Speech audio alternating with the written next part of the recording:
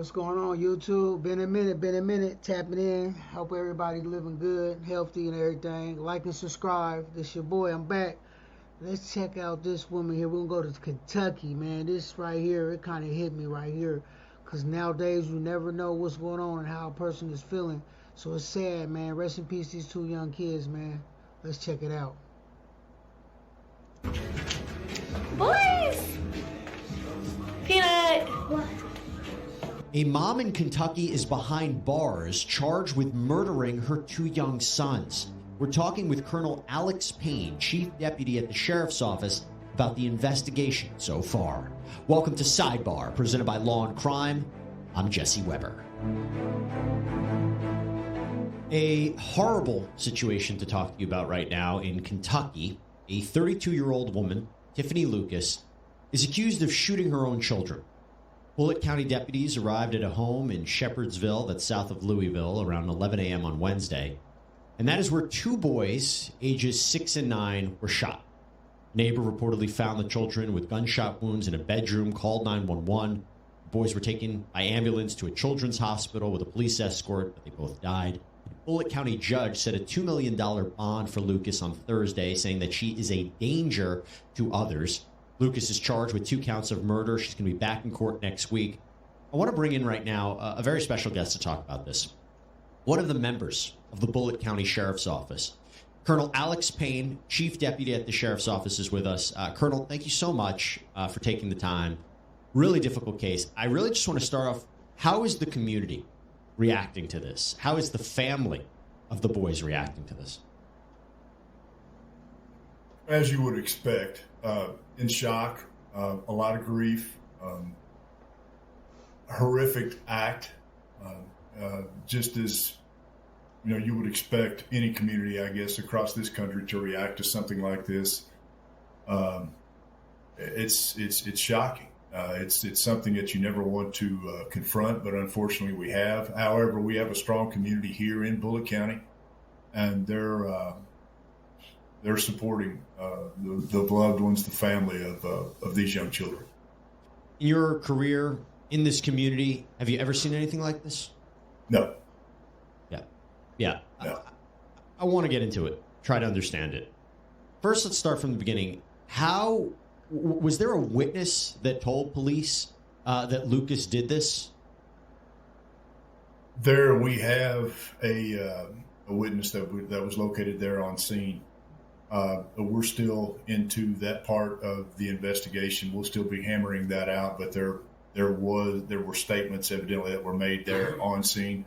To our recollection right now, the individual that is responsible basically went next door to a neighbor's house, and there was a husband and a wife there, and she was actually in their driveway, laying down in their driveway when they came across her. The husband ended up going inside the house, locating the boys, and immediately coming out and calling 911. And that's when the police and EMS response occurred. This witness was in the house when the shooting took place? Was this person injured at all? No. There's no, as far as we know, right now, there's actually, to our knowledge, at this point right now, no actual witness to the shooting itself. Okay, because I think there was some reporting as almost this person was an eyewitness to the shooting. That wouldn't be accurate. No, it would not. But this person does have knowledge about what happened. Yes, they do. First responders immediately come. They try to save the life. The boys died on the way to directly at the hospital. I mean, was there any chance? How severe were the wounds? If you could tell us, were they shot multiple times? Just trying to get a sense of what happened to them. I can tell you that the boys were shot in an area that would not be survivable for anybody. However, they were alive, to the best of our knowledge, when they were transported by EMS to the hospital and passed away while at the hospital. And they weren't able to say anything, right? No. Were they shot multiple times? That's yet to be determined. There's that'll come out during the autopsy, so I don't want to say. Sure. Without actually having that factual information in front of me, which I don't. But it wouldn't surprise me. But like I said, I I can't factually state that right now. Has the weapon been recovered? Has it been analyzed? There was evidence there that it was recovered at the scene, and again, that's part of the ongoing investigation. All of that evidence will be analyzed. So, in other words, and I know you're limited in what you can say, but the actual home is being processed for evidence currently. Has been, yes, sir. Absolutely. Mm-hmm. Are there any other areas that you're looking at? Not right now. No, sir. Everything appears at this point in time to have been contained right there inside that home at that address. Colonel, you know what I'm going to ask you, because I think it's what everybody's wondering. Why would this have happened? If she killed her children, what would be a potential motive? Have you unearthed anything? No, we really... As far as our responsibility, and you know this, from law enforcement, we're responsible actually for the criminal investigation itself, and then being the best witnesses that we can possibly be for the information that we put forward to the prosecutor. So, motive sometimes can be a byproduct, but I can tell you now, in my 40 plus years of being in this line of work, there are 3 things that I've seen, and it can be these things individually, or it can be these things in combination.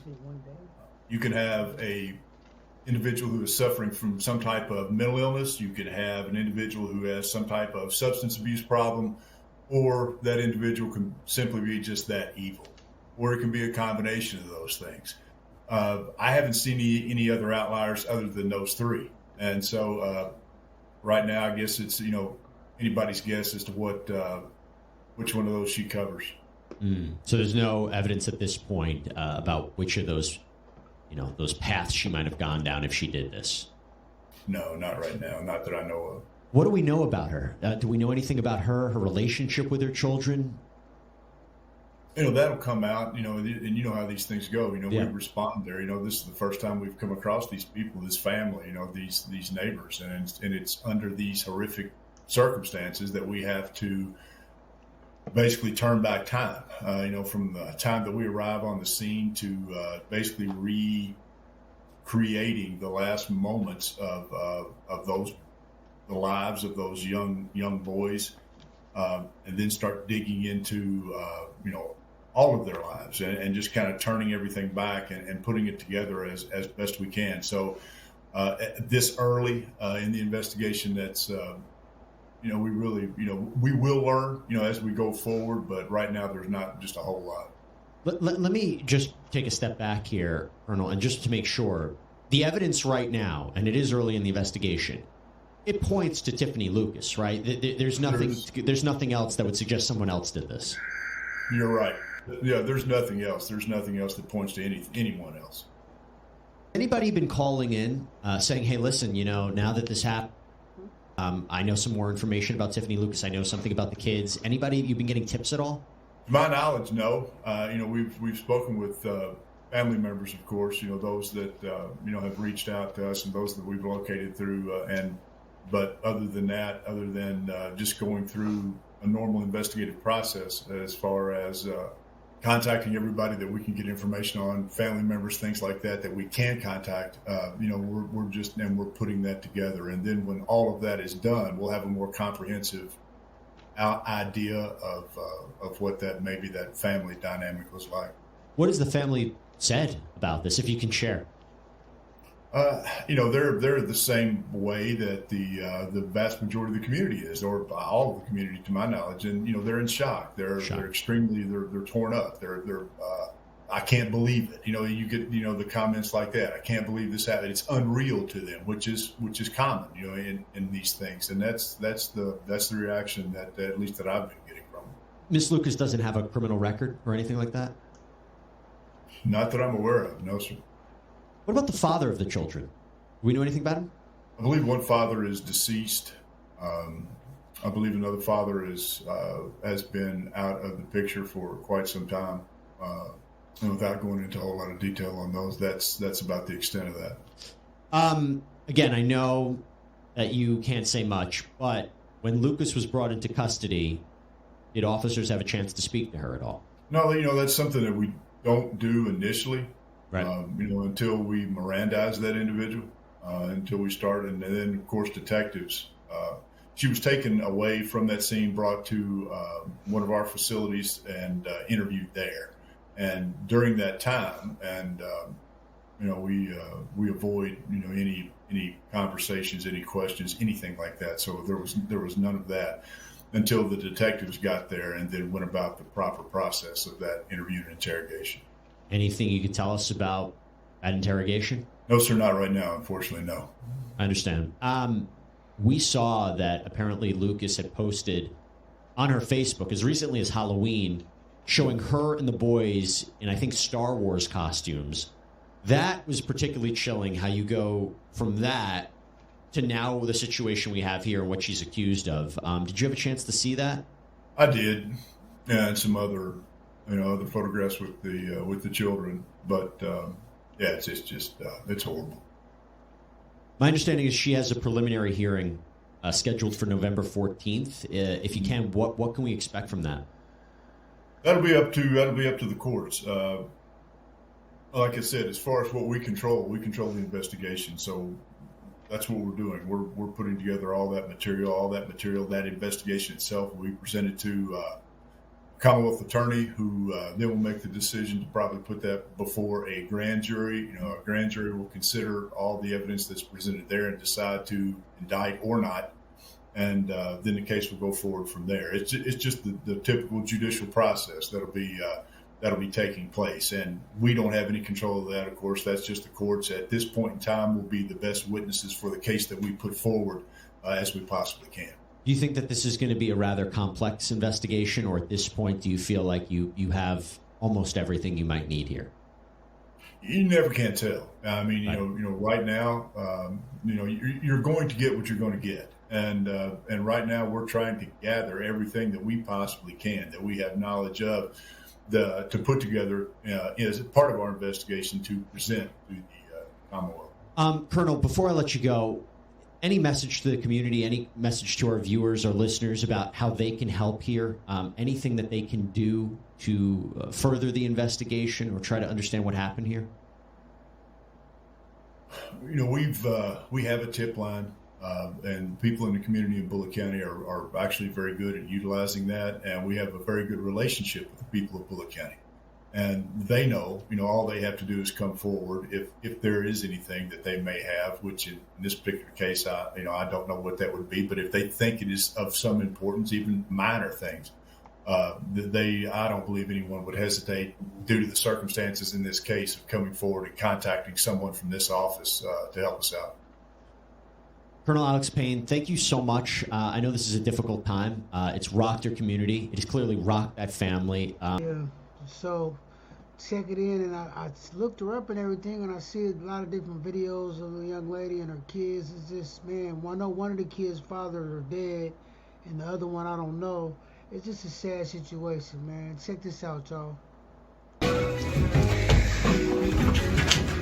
Boys! Peanut! What?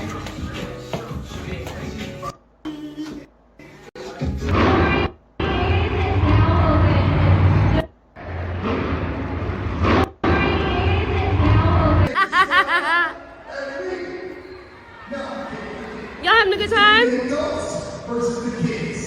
What?